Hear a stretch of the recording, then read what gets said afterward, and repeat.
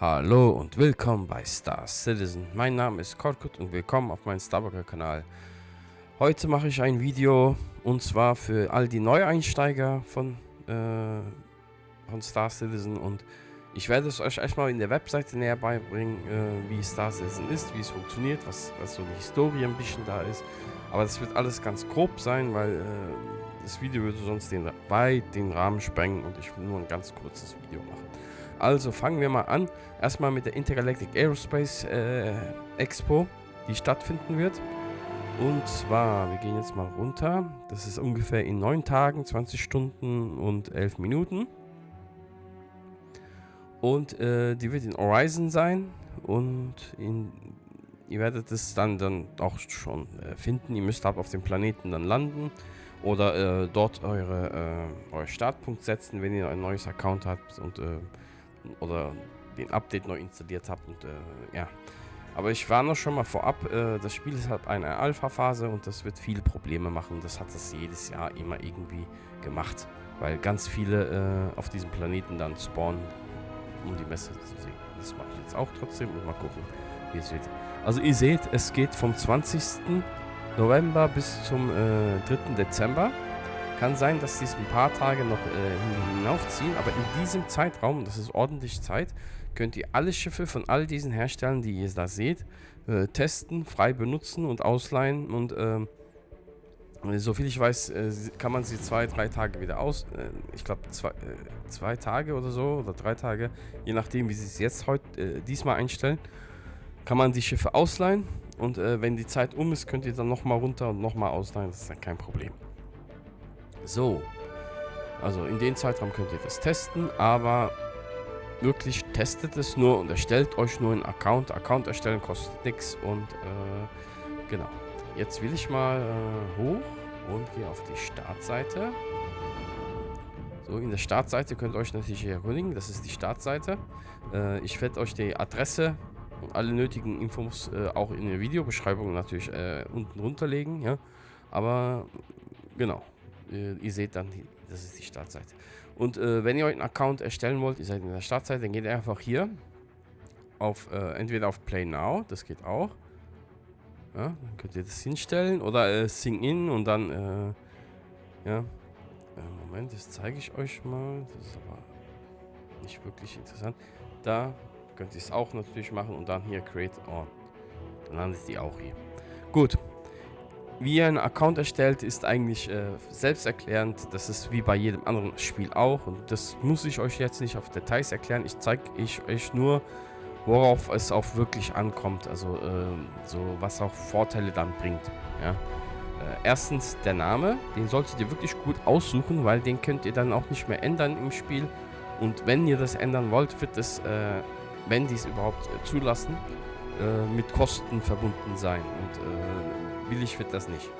Ja, also überlegt das gut und lasst euch auch nicht zu viel Zeit, weil die ganzen guten Namen wie Hans Solo oder Boba Fett oder sowas, ja,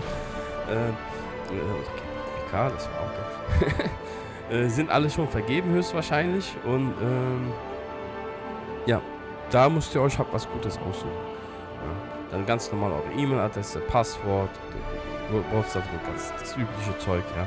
Und ihr müsst natürlich das alles hier akzeptieren. Und jetzt ganz wichtig, hier dieser Referral-Code. Also jeder Spieler bekommt einen Referral-Code und wie lange dieses Referral-Bonus-Programm noch läuft, das weiß ich nicht. Ja? Irgendwann wird es das auch nicht mehr geben. Jedenfalls könnt ihr meinen Code zum Beispiel benutzen. Ihr gebt es dann einfach so ein. Das wird auch unten in meiner Videobeschreibung sein. Oder noch besser, ihr sucht euch einen Freund, der schon Star Citizen hat, im optimalsten Fall. Und nimmt deren Code, seinen Code. Und wenn ihr das dann verwendet habt, kriegt ihr diese 50.000 UEC. Und wenn, genau, auf eurem Account gebunden dann quasi. Und wenn ihr dann, wenn das Spiel dann startet und auf die 1.0 geht, also von der Alpha weg aufs Online quasi, fertig. Ja, das wäre dann die 1.0.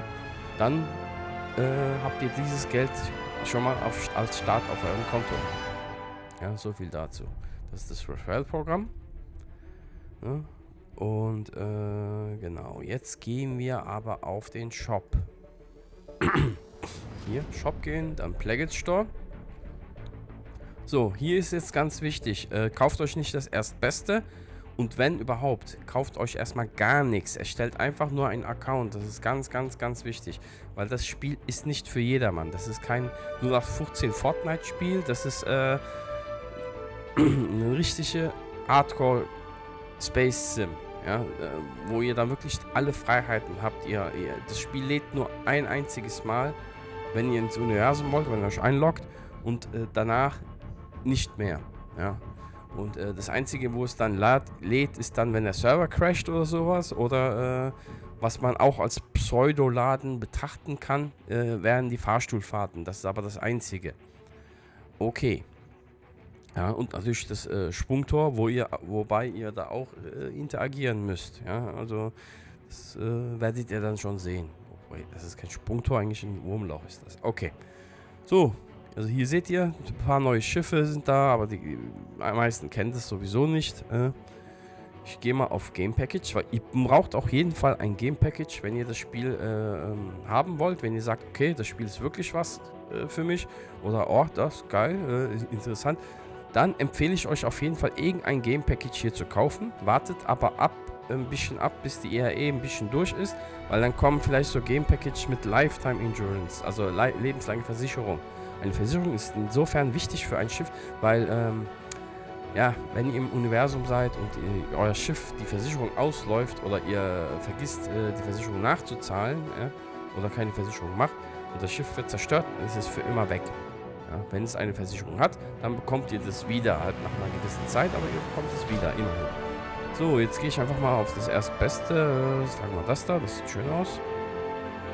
Ja. Und kauft es dann und ihr seht, hier ist dann hier ein Vehikel, 6 Monate Versicherung. Ja, also ihr kriegt diese Lifetime-Versicherung, wo dann lebenslange Versicherung ist, die ist selten zu bekommen und es wird auch immer seltener von Jahr zu Jahr. Ja, und lange dauert es jetzt auch nicht mehr bei Star Citizen, vielleicht 2, 3 Jahre und dann ist das Spiel wirklich endgültig fertig. Ja, und dann kriegt ihr natürlich auch hier ein kleines Geldbonus, wenn das Spiel raus ist. Und ganz wichtig, da muss Star Citizen Digital Download einmal drin sein. Dann habt ihr das Spiel quasi gekauft. Ja, wenn ihr mehrere Game Package kauft und aus Versehen gekauft habt, ist das nicht schlimm. Lasst es so, weil ihr könnt es auf jeden Fall benutzen. Wiefern ihr das zweite Game Package quasi benutzen könnt, ich glaube, dann habt ihr quasi einen eigenen NPC, den ihr dann verwenden könnt, so wie ich verstanden habe. Ob das so stimmt, weiß ich nicht, weil das Spiel ist in der Alpha. Also verlasst euch nicht darauf. Ja, aber auf jeden Fall ein Game Package reicht eigentlich. So, und ihr sagt euch, okay, es gibt zurzeit keine Lifetime Game Packages. Moment, ich habe falsch geklickt. Ihr klickt immer hier, wenn ihr was anderes kauft, außer das Game Package. Zum Beispiel hier Standalone Chip. Genau, da wollte ich hin. Ihr kauft euch ein Standalone Chip. Ich gehe mal auf Seite 2, dort war es irgendwo. Habe ich es gesehen, das Angebot? Ja, da ist es. Also, ab und zu kommt dann, und ich bin mir sicher, bei der EA kommt das auch noch, so Warbound-Angebote. Warbound sind dann günstiger wie das Standalone, also diese normale Angebote, haben dann eine begrenzte Anzahl an Versicherungen. 10 Jahre ist ziemlich gut, ja.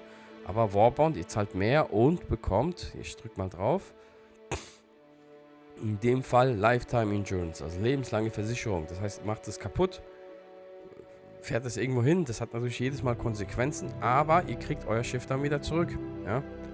Und dazu, das zu Lifetime Insurance, ja.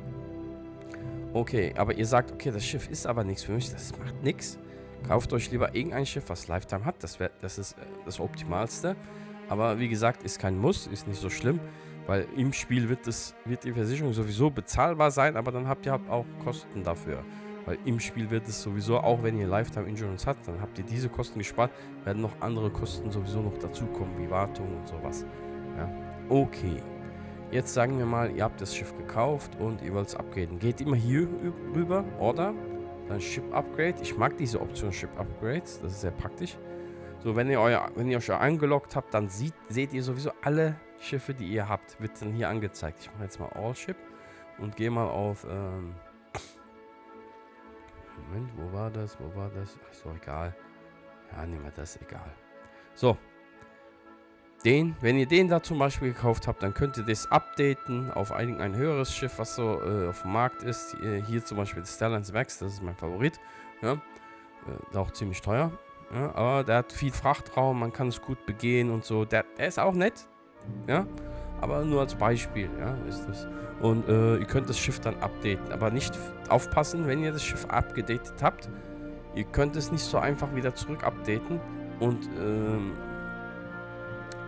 lasst es lieber, geht lieber immer auf eins rauf, achtet darauf, dass ihr hier so ein Warband-Upgrade macht, hier zum Beispiel, ja, gibt es dann 2 Optionen, ja, so, Limited Time Order, genau, Warband Edition. Erstens ist das dann wiederum etwas günstiger und achtet nicht drauf, wenn da 120 Monate steht, also wenn ihr jetzt 6 Monate Versicherung zum Beispiel habt und ihr kauft, macht ihr den Update, dann zählt immer die Versicherung, die höher ist. Ja. Wenn das aber schon Lifetime ist, dann zählt natürlich das Lifetime und nicht, was da schon da drin ist. Also dann spielt das keine Rolle. Aber so könnt ihr dann Schiffe updaten und machen, wie ihr wollt. Das könnt ihr euch dann aussuchen, wie ihr wollt. Okay, so viel dazu. Ach ja, genau, was ich euch noch kurz zeigen könnte.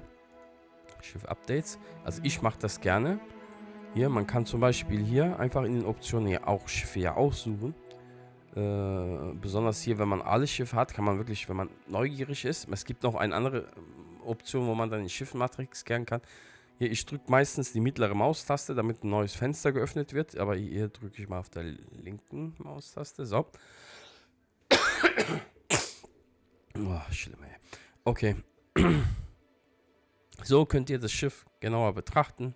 Die 3D-Grafik lädt dann. Hier könnt ihr das Schiff, wenn es geladen ist, warten Sie, noch nicht geladen, jetzt ist geladen, könnt ihr es dann dreidimensional betrachten. Ja, das ist so ein einfacher Starterschiff. Den gibt es zurzeit aber jetzt nicht zu kaufen, weil die das re-updaten, glaube ich. Aber der kommt bestimmt wieder. Ja. Und so könnt ihr dann alle Optionen sehen, was der hat. Hier alle Spezifikationen und Systeme, Waffen, alles. So, also ein praktisches Ding. Ja. So viel dazu. Okay. Okay, dann machen wir mal weiter mit Star Citizen. Ich wollte euch ja noch erklären, was Star Citizen ist. So, das ist Star Citizen. Also, erstmal kurz zu Star Citizen Historie. Star Citizen ist ein Non-Publisher Spiel, das heißt, es gibt keine Publisher, das ist das Geilste überhaupt und das Spiel ist einfach von der Community finanziert und wird von Cloud Imperium Games, das ist extra eine Firma, die extra für Star Citizen entstanden ist und ja, das Spiel hat quasi nur als Grafik und als Idee auf Papier quasi angefangen und man hat es mit Crowdfunding finanziert, also man Pledge Store quasi mäßig, ja. Und ja, jeder, der da investiert hat, hat dann auch Schiffe dementsprechend auch bekommen. Also man hat was bekommen, digital zwar, aber es ist ja nur eine Idee gewesen und es wurde immer größer und größer. Es gab die Höhen und Tiefen, ein paar Programmierungen haben nicht geklappt, mussten geändert werden. Also es hat so angefangen, dass man dann einfach nur die Webseite sein Zeug betrachten konnte. Später konnte man das Spiel runterladen und man konnte in seinen Hangar gehen und da rumlaufen und sein Schiff betrachten. Irgendwann konnte man dann ins Weltall gehen, fliegen und dann auch Planeten laufen und ja. Das Interessanteste ist halt, dass es einfach grenzenlos ist. Ich habe es ja schon, glaube ich, irgendwann mal erwähnt. Man kann einfach, es lädt nur einmal und danach ist man im Spiel. Ja. So, in dem Spiel gibt es natürlich viele Freiheiten. Man kann hier, Achtung, gleich kommt. Hier, Hauling, Mining, Salvage und Bounty Hunting und Racing und viele, viele, viele Sachen mehr bei Star Citizen machen. So. Das ist ein Wurmloch. Ja. Mit dem könnt ihr über ein anderes Sternensystem reisen. Ja. Und, genau. Ja. Es gibt verschiedene Schiffe-Arten, je nachdem, jedes Schifftyp ist was anderes. Es gibt fürs Kampf fokussierte Schiffe und für Frachtmissionen, für Erkundungen, für alles Mögliche gibt es Schiffe. Und ihr müsst halt gucken, was für euch das Passende ist und ob das Spiel sowieso erstmal für euch ist. Deswegen nochmal als Mahnung an euch, nicht das Spiel sofort kaufen bzw. investieren, sondern erst Freefly abwarten, ausprobieren. Und dann kommen auch vielleicht geile Angebote, die zu euch passen. Und dann könnt ihr euch da zuschlagen und den Referral-Bonuscode, solange es das noch gibt, nicht vergessen. Ja, am besten immer vom Freund und nicht von irgendwelchen YouTubern. Wenn es nicht anders geht, könnt ihr natürlich meinen verwenden. Mir ist es egal. Aber verwendet auf jeden Fall irgendeinen Referral-Code, der gültig ist. Und dann könnt ihr da loslegen und ins Verse einsteigen. So. Also wie man Account erstellt, habe ich euch gezeigt und genau, mehr gibt es da eigentlich noch nichts zu sagen. Was es noch gibt, ist zum Beispiel, wenn ihr Interesse habt, ups, jetzt habe ich da zu viel geklickt, Moment, Games, Squadron 42 ist quasi so eine Art Fortsetzung von der Story, die Star Citizen Entwickler mal bei älteren Spielen hatten sie eine neue Story quasi gemacht und es ist einfach, ich weiß es, die alten Spiele habe ich noch nie gespielt, bis auf Freelancer habe ich damals gespielt, ja, und ich denke, das wird schon ziemlich geil sein. Und in dem Spiel seid ihr Singleplayer unterwegs, ja, ob es Koop gibt, weiß ich nicht, glaube ich eher nicht, wäre aber interessant, wenn es das gäbe. Und ja, wie gesagt, das ist noch in der Entwicklung, aber das ist auch schon fast fertig. Also fertiger wie Star Citizen. Die Technik, was dort ist, fließt auch natürlich ins Star Citizen Universum ein und das Star Citizen Universum ist natürlich die Online-Variante. So, dieses Spiel, Endless Now, mal gucken. Der E-Mail, Programm. Ja, ich weiß jetzt nicht, wie man dieses, früher war das so. Moment. Erstmal wieder auf die Hauptseite. Ja. Früher war es so, dass ihr das beim Shop unter Game Package kaufen konntet. Dann stand es mit da drin, ob es mit dabei ist oder nicht.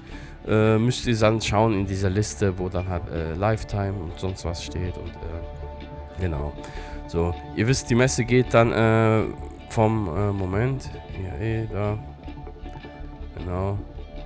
Die Messe geht vom 20. bis 3. Also von 20. November bis 3. Dezember. Also habt ihr genug Zeit, das Spiel auf Herz und Nieren zu testen und zu sagen, okay, das Spiel ist was für mich oder nicht. Und wichtig ist noch zu erwähnen, das Spiel ist in der Alpha, auch wenn es schon sehr, sehr lange existiert, ist es immer noch in der Alpha. Und bis Star Citizen 1.0 raus ist, heißt es noch lange nicht, dass das Spiel dann immer noch fertig ist. Dieses Spiel ist so wie, ja, ich will es mal mit EVE Online vergleichen, auch wenn ich EVE Online noch nie gespielt habe. Ich habe es aber auch mal probiert und das ist sau kompliziert. Aber geil gemacht, sehr, sehr schön gemacht, muss ich sagen. Toi, super gemacht. Aber ist leider nichts für mich, EVE Online. Und das ist halt auch sowas Ähnliches wie EVE Online. Und nur, dass man dort wirklich die Schiffe frei selbst fliegen kann. Und man ist aber auf andere Crewmember angewiesen und muss wirklich jedes kleinste Detail selbst steuern. Also wie gesagt, ihr müsst es einfach probieren. Kauft nicht das größte Schiff, wenn ihr es dann am Ende nicht benutzen könnt, ist das blöd, ja. Vielleicht werden die es so machen, dass man NPCs da reintun kann, aber das ist alles in der Alpha-Phase, das heißt, es ist nichts garantiert und ihr müsst davon ausgehen, dass ihr das Schiff selbst benutzen müsst. Ich hoffe, dass das so kommt, dass auch NPCs das benutzen, die werden die Türme zum Beispiel benutzen kann oder sowas, ja. Und ihr den Befehl geben könnt, aber die werden niemals so effektiv sein wie echte Spieler, zumindest Spieler, die es drauf haben. Ja. So, in meinen nächsten Videos werde ich das dann sowieso Stück für Stück euch erklären. Ihr könnt euch ein eigenes Charakter entwerfen, das kann ich euch auch noch kurz zeigen, dann im nächsten Video. Und alles Nötige ist in der Videobeschreibung auch noch drauf und mehr gibt es dazu erstmal nicht zu sagen. Das reicht, glaube ich, an Informationen. Und wir sehen uns im Universum. Bis dahin, euer Korkut. Auf Wiedersehen.